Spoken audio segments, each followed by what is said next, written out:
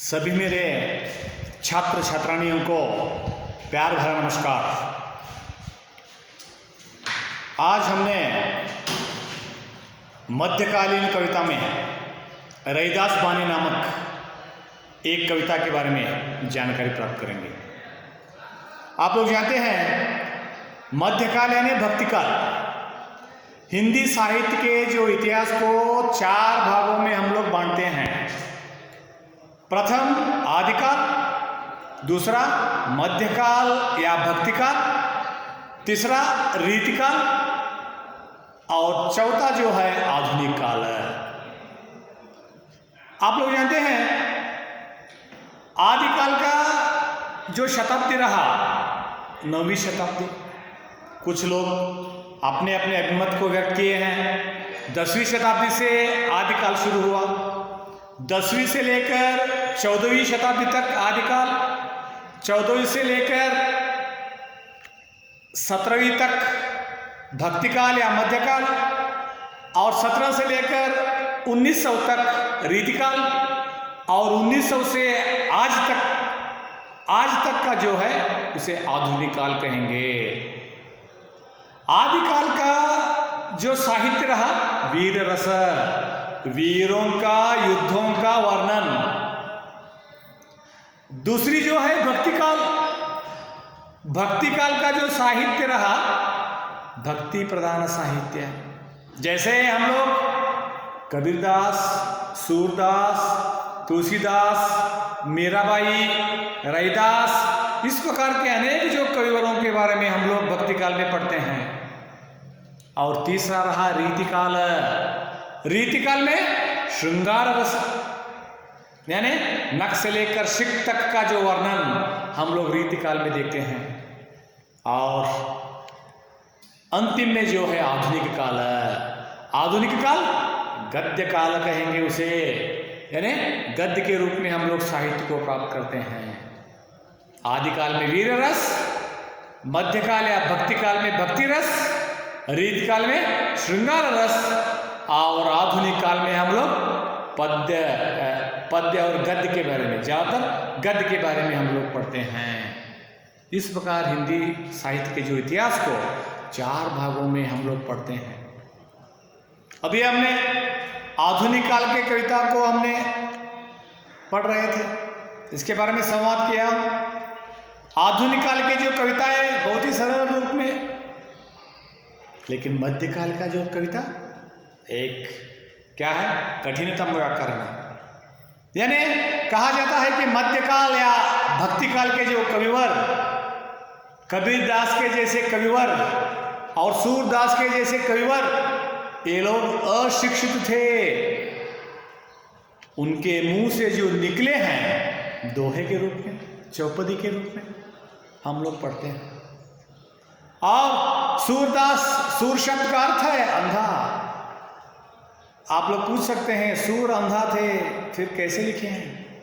उनके मुंह से जो निकले हैं औरों ने लिखा है वही दोहे बन गए। और रैदास प्रेममयी काव्य, और कहा जाता है जब रैदास के बारे में हम लोग जब पढ़ते हैं और भक्तिकाल को हमने 2 भागों में बांटते हैं। निर्गुण भक्ति धारा, सगुण भक्ति धारा। निर्गुण मीन्स निराकार स्वरूप का भगवान, सगुण मीन्स साकार रूप का जो भगवान। निर्गुण प्रेम और ज्ञान के माध्यम से भगवान को अपनाना निर्गुण। जैसे इस्लाम में है। इस्लाम में क्या है? जब अल्लाह के नाम से पूजा पठन होता है, लेकिन अल्लाह के नाम से नमाज करते हैं, प्रार्थना करते हैं, लेकिन अल्लाह जो भगवान का जो रूप नहीं है वो निर्गुण भक्ति धारा।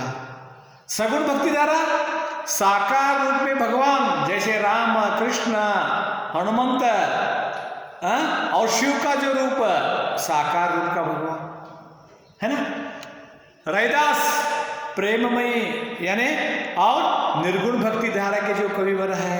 रैदास निर्गुण भक्ति धारा के कविवर है और निर्गुण भक्ति धारा ने प्रेम और ज्ञान के माध्यम से भगवान को अपनाने की जो कोशिश, वो निर्गुण निराकार स्वरूप का जो भगवान। और कहते हैं रैदास बानी, रैदास संत रैदास, बानी वाणी, रैदास के जो मुंह से जो निकले हैं वो रैदास बानी।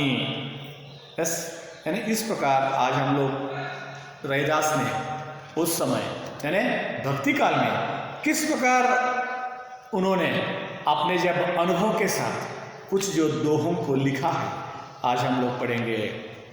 देखिए रैदास प्रेममय निर्गुण भक्ति धारा के जो कविवर है और मध्यकाल में उनका नाम बहुत प्रसिद्ध है और आप ज्ञान सत्संग एवं लौकिक अनुभव का प्रतिफल था। आप अपने आचरण में संत और साधना में भक्त थे। आपकी भक्ति सरल और सहज है, उनका भक्ति नेचुरल स्वाभाविकता सरल रूप में है। यानी कैसे सरल है? निर्गुण भक्ति धारा के जो कविवर है, जैसे कबीरदास है निर्गुण भक्ति धारा के कविवर है, रैदास जी है, उनका जो मनोकामना, उनका जो आचरण कैसा है? सिर्फ नमाज करना है, प्रार्थना करना है, सत्संग करना है, हो गया। भगवान के ऊपर उन लोगों का जो प्रेम, साकार रूप के जो भगवान में क्या है? मंदिर में जाते हैं, भगवान को चरण स्पर्श करते हैं, नमस्कार करते हैं, एक पुजारी तो रहे है ना। इस प्रकार यानी दोनों के बीच में अंतर इतना है। निर्गुण भक्ति धारा में क्या है? आत्मा ही परमात्मा है। निर्गुण भक्ति धारा के जो तत्व, आत्मा ही परमात्मा, परमात्मा कहाँ है? अपने अंतरात्मा में है, वही सत्यम शिवम सुंदरम है ना। जब आपका जो आचरण सत्य के साथ है, आपका आचरण अगर सत्य के साथ है, उधर शिव है, और सत्य और शिव दोनों मिलने के बाद वही सुंदरम। इस प्रकार निर्गुण भक्ति धारा के जो कविवर का जो तत्व रहा, क्या रहा? वही ज्ञान और प्रेम के माध्यम से भगवान को अपनाने की कोशिश। और इधर लिख रहे रैदास जी, प्रस्तुत पदों में संत रैदास ने भगवान के प्रति अपना दास्य भाव प्रकट किया है। राम को पूरे समर्पण भाव से स्वीकारते हुए रैदास जी ने स्वयं को पानी, बाती, धागा और दास संबोधित किया है, तो प्रभु को चंदन, दीपक, मोती और स्वामी के रूप में स्वीकार किया है। साथ ही परिश्रम के महत्व और समता भरे समाज को परिभाषित करते हैं। देखिए दास्य भावना, भगवान के प्रति रैदास जी का दास्य भावना कैसे? पानी यानी जैसे स्वयं को उन्होंने लिखते हैं पानी, बाती मीन्स बत्ती, जो भगवान के जब दीप को जो बाती जो लगाते हैं, और धागा मीन्स दारा, जो कर्म में कहेंगे दारा, धागा, और दास भगवान यानी रैदास खुद क्या कह रहे हैं? मैं पानी के जैसे हूँ, मैं बाती के जैसे हूँ, और मैं धागा के जैसे हूँ, मैं एक दास हूँ। लेकिन भगवान को उन्होंने संबोधित किया है, प्रभु को चंदन, दीपक, मोती और स्वामी के रूप में स्वीकारते हैं। इस प्रकार रैदास जी ने अपने जब दोहों को लिख रहे हैं, दोहे मीन्स दो वाक्यों का जो रचना दोहा है ना। और उन्होंने जब लिखते, देखिए अब कैसे छूटे राम, रट लगी प्रभु जी तुम चंदन हम पानी, जाकी अंग अंग बास समानी। रैदास जी लिखते हैं, भगवान को कहते हैं, देखिए जब रैदास भगवान को चंदन कहते हैं और भक्त को उस चंदन में मिलने वाले पानी कहते हैं। देखिए अब कैसे छूटे राम, रट लगी प्रभु जी तुम चंदन मैं पानी। तुम चंदन हो, सुगंध द्रव्य हो, लेकिन चंदन में पानी मैं हूँ, मैं दास हूँ। और उन्होंने जब लिखते हैं, जैसे जब देखिए मैं पानी के जैसे हूँ, आप चंदन के जैसे हैं, और दोनों मिलने के बाद सुगंध द्रव्य होता है और सब लोग तिलक लगाते हैं। और उन्होंने आगे जब लिखते हैं, जाकी अंग अंग बास समाने, प्रभु जी तुम धन बन हम मोरा। भगवान देखिए उन्होंने जब लिखते हैं, जाकी अंग अंग बास समाने, प्रभु जी तुम घन बन हम मोरा। देखिए तू तो क्या है, घनघोर बादल है, और तुम घनघोर बादल है तो भक्त उस बादल को देखने वाला चकोर पक्षी है। चकोर पक्षी के जो नाम आप लोग सुनते हैं, मोरा यानी चकोर शब्द पक्षी के बारे में आप लोग जब जानते हैं, कैसे देखिए वो लिखते हैं, जाकी अंग बास समानी, प्रभु जी तुम घन बन हम मोरा, जैसे चितवत चंद चकोरा। देखिए जब चातक पक्षी वो हमेशा वेट करते हैं, है ना, जैसे तू घनघोर बादल हो, मैं वेट करने वाले, यानी मैं समाधान के साथ बैठी हुई एक चकोरा पक्षी के जैसे मैं हूँ। यानी क्या हुआ, घनघोर बादल भगवान है, चकोर पक्षी मैं हूँ। और आगे लिखते हैं, तेरे देखिए जब जैसी चितवन चंद चकोरा, प्रभु जी तुम दीपक हम बाती, जाकी ज्योति बरे दिन राती। और आगे लिखते हैं, प्रभु तुम दीपक के समान, मैं एक बाती के समान। बत्ती कन्नड़ में कहेंगे बत्ती, तू एक दीपक के समान। दीपक शब्द का अर्थ दीप यानी क्या है, सचेतना। दीप यानी क्या है, दीपक हमेशा जब अंधेरा को बुझाने लायक जो शक्ति जो दीपक में है। मैं एक बाती, मैं छोटी सी एक बाती, तुम दीपक हो मैं बाती।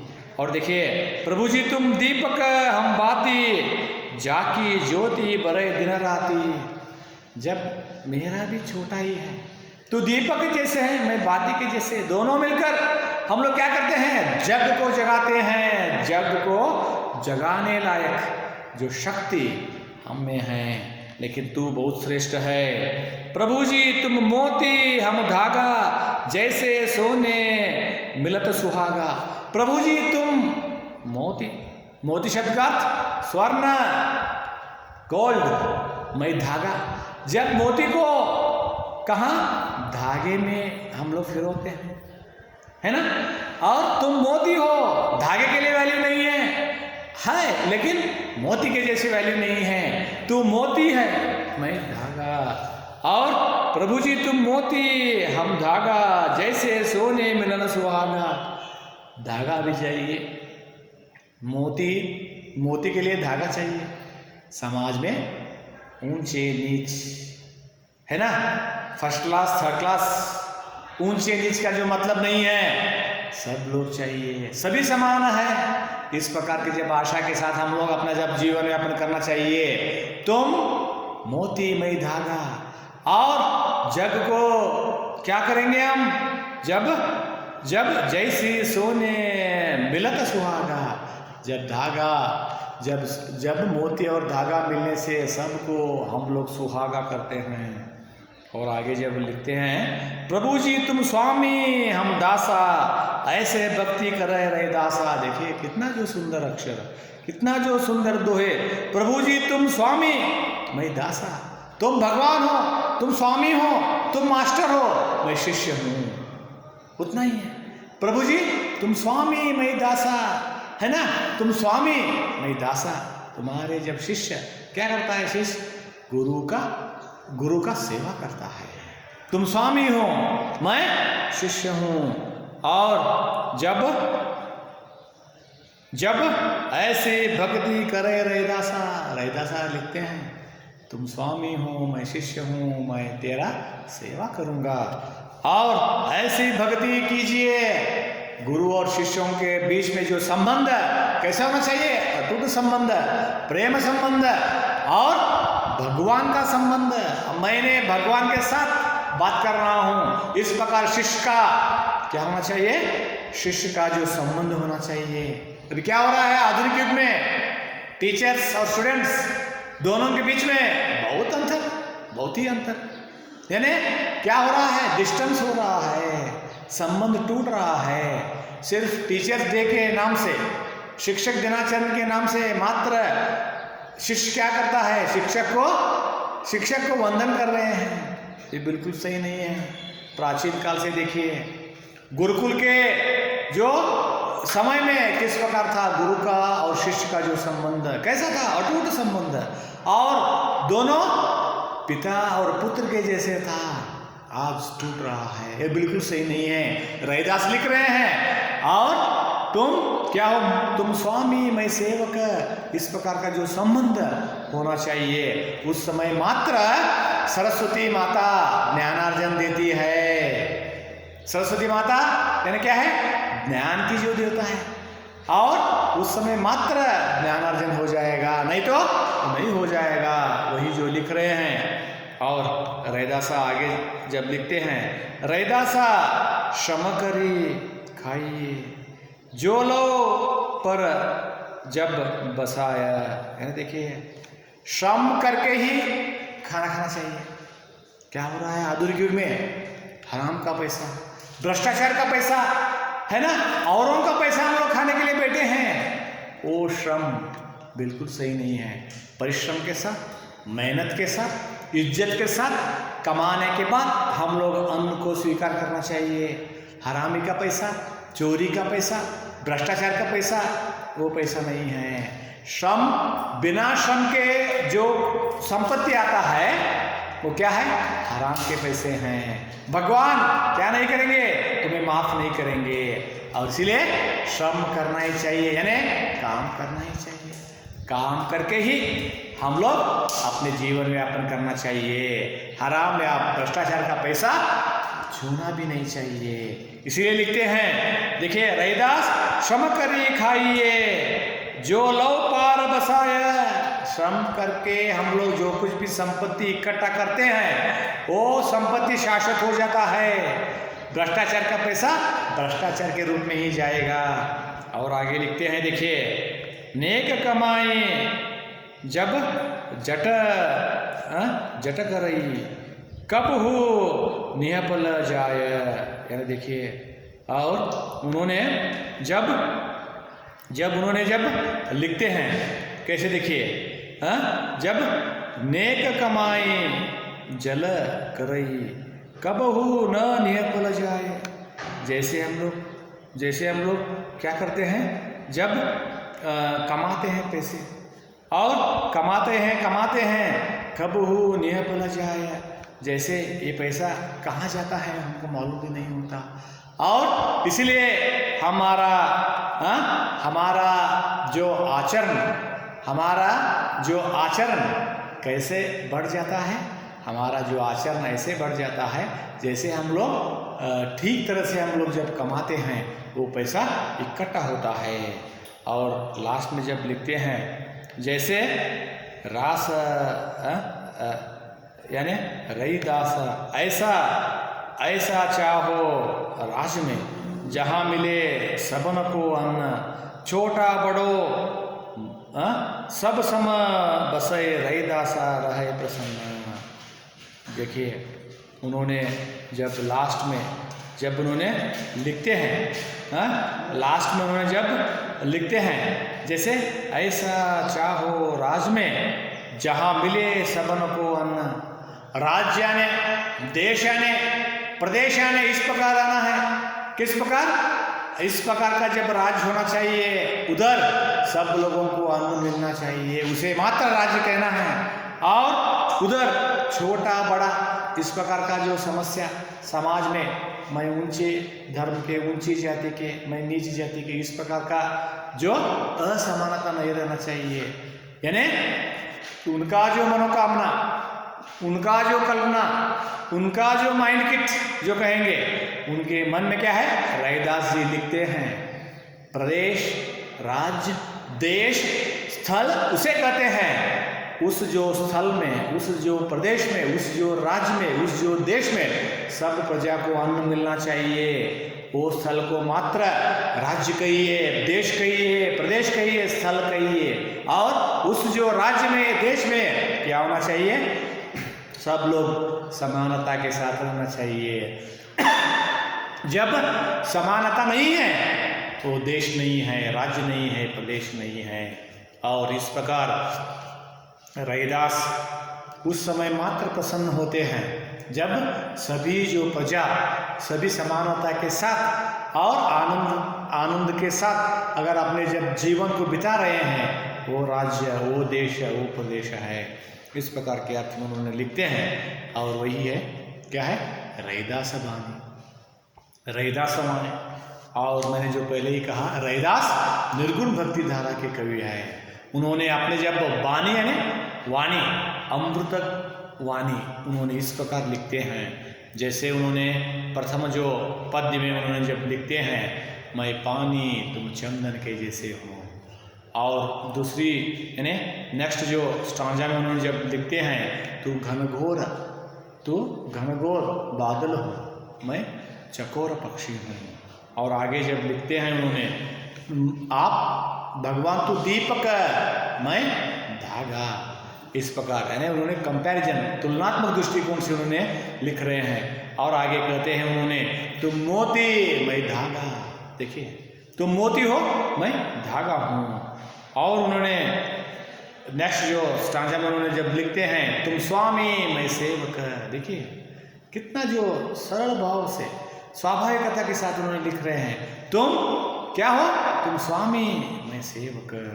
और आगे जब लिखते हैं उन्होंने, जब तुम श्रम करके खाओ, हराम का पैसा, भ्रष्टाचार का पैसा मत खाओ, वो बिल्कुल नहीं सही नहीं है। और उन्होंने जब उन्होंने अंतिम जो पद्य में उन्होंने जब लिखते हैं, यानी जब उन्होंने कहते हैं, जब कैसे, जब जिस जो देश प्रदेश में अन्न सबको मिलना चाहिए, उसे मात्र प्रदेश, देश कहिए, राज्य कहिए। और उस जो राज्य में समानता के साथ सब लोगों का इज्जत होना चाहिए, गौरव होना चाहिए, वो मात्र एक आदर्श जो राज्य, देश या प्रदेश या स्थल होता है। इस प्रकार के अर्थ में उन्होंने बोधगम्य हितोपदेश जो कहेंगे, उपदेश उन्होंने अपने जब दोहे से हमको दिए हैं। वो कैसे हैं, ये रैदास वाणी अमृतवाणी के जैसे हैं। आप लोग जानते हैं, मध्यकाल के जो कविवर सिर्फ भक्ति प्रधान जो साहित्य को मात्र लिखे हैं, उसमें रैदास भी बहुत सर्वश्रेष्ठ एक कविवर था। एक हमने आज मध्यकाल के जो कविता रैदास वाणी नामक संत रैदास के बारे में हमने इस जो पद्यों को हमने पढ़े हैं। और रैदास जी के बारे में अगर संवाद करना है आपको, पुस्तक में अगर कौन से भी एक शब्द आपको अगर कठिन शब्दार्थ अगर मालूम नहीं होंगे तो मुझे आप लोग फ़ोन कर सकते हैं, नहीं तो मैसेज कर सकते हैं। मैं आपको ज़रूर स्पंदन करूंगा, इसका उत्तर बताऊंगा। ये कहते हुए आज का जो क्लास मैंने समाप्त करता हूँ। धन्यवाद।